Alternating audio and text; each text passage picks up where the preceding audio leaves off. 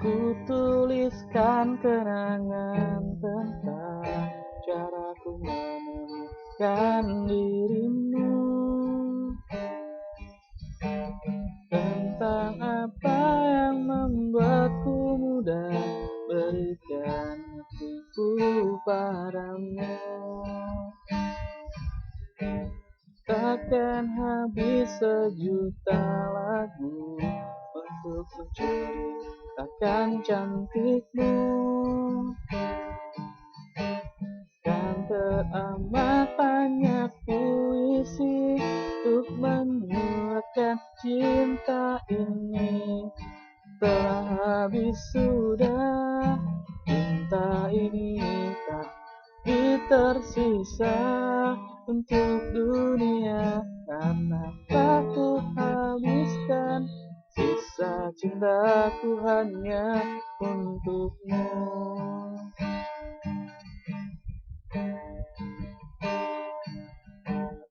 Aku pernah berpikir tentang indah manfaat dari dirimu. Dapatkah lebih indah dari yang ku jalani sampai kini? Aku selalu bermimpi tentang indah hari tua bersamamu. Tetap cantik rambut panjangmu, meskipun nanti tak hitam lagi. Telah habis sudah cinta ini, tak tersisa untuk dunia, karena telah ku habiskan sisa cintaku hanya untukmu. Habis sudah cinta ini, tak lagi tersisa untuk dunia, karena telah ku habiskan sisa cintaku hanya untukmu.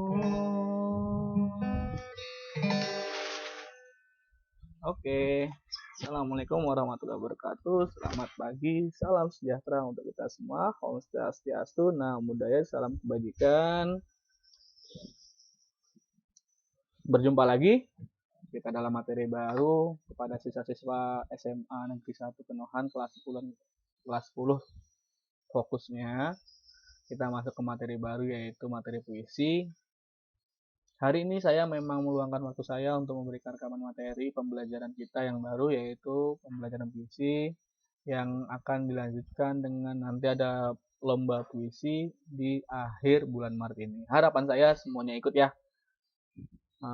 Saya rasa membaca puisi ataupun bernyanyi menggunakan bahasa puisi atau musikalisasi dikatakan orang-orang nggak mesti harus bagus.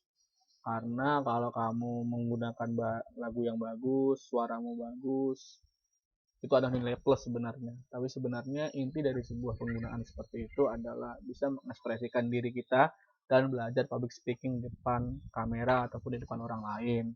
Maka tidak ada alasan untuk kalian tidak mengikuti lomba tersebut.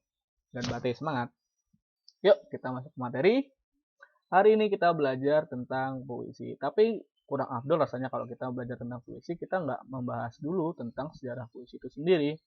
Langsung saja sejarah puisi dan perkembangannya di Indonesia.